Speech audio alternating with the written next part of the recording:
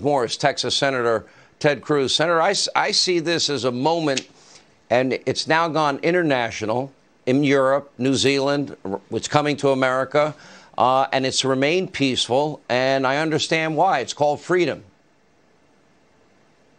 I think it is powerful what we're seeing happening with the Canadian truckers. I think it's really a reflection of a groundswell that's coming from the ground up. People are fed up with these petty totalitarian government officials, these left-wing Democrats who believe they have the power to control every aspect of your life, to shut down your business, to shut down your kids' schools, to force you to wear a mask, to force you to get a vaccine, to silence your speech. They want to control every aspect of your life, and people are sick of it. They're fed up. You think of Canadians. I mean, what are Canadians known for? They're known for being polite and nice, and these Canadian truckers are pissed, and they should be pissed. Because their government leaders think they're rulers and dictators and have the ability to say, if you don't make the health care choices that we demand you make, you're out of a job and you're fired. It's abusive, it's wrong. But the good news is everybody is fed up with it. Everybody, I actually view the Canadian truckers an awful lot like the chants, the Let's Go Brandon chants, or how they started, F Joe Biden, which were organic. You went to a football game. When it really hit a moment was when they were chanting F. Joe Biden at the New England Patriots in Boston. And just spontaneously, football fans are frustrated. Oddly enough, people don't like it when government tries to control every aspect of your life. You have said you believe an investigation is warranted because of GoFundMe. And the idea that, yes, they're just going to take the money or cut them off sounds a lot like Facebook, Twitter, and news and other social media platforms. Why would they have the right to do that? So they don't, and there's a pattern we're seeing of petty authoritarian government leaders enlisting their buddies in big tech to silence dissent.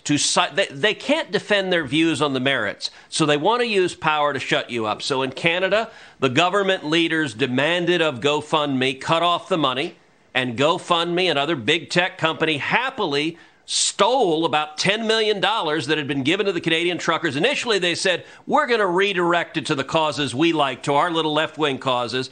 Then the outcry became so great, they said, no, we'll just refund the money. As you noted, on Sunday, I sent a letter to the Federal Trade Commission asking them to investigate GoFundMe for deceptive trade practices. You can't collect $10 million from people for one cause and then just pocket the money and send it where you want. And by the way, it's the exact same thing, Sean, that is happening with the Biden White House and Joe Rogan. They don't like Joe Rogan for the same reason they don't like the Canadian truckers, because he's saying things that they can't control, that they disagree with. And so Jen Psaki at the White House calls on Spotify, just take Rogan down, silence him, because we don't want the people hearing something that we, the autocrats, didn't approve. Let me ask you this. It's abusive, but at the same time, it's powerful because it shows they can't defend what they're doing on the merits. Obviously, we have a midterm election approaching. Even your buddy Beto Bozo, who you defeated in your Senate race against him, all of a sudden the guy that wanted to confiscate everybody's guns has changed his mind. Now Democrats are all of a sudden they were lifting the draconian COVID measures. All of a sudden they're distancing themselves from their own words on defunding, dismantling the police and ending no bail laws. I would say that's called an election year conversion. What say you? Yeah, it's they can't defend their policies. They've realized they're wildly unpopular.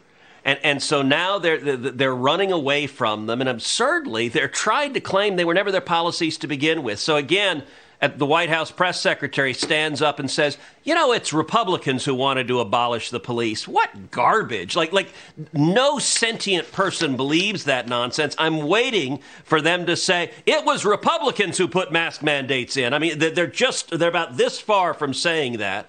And I think people are fed up. They know that at this point they're desperate to say anything.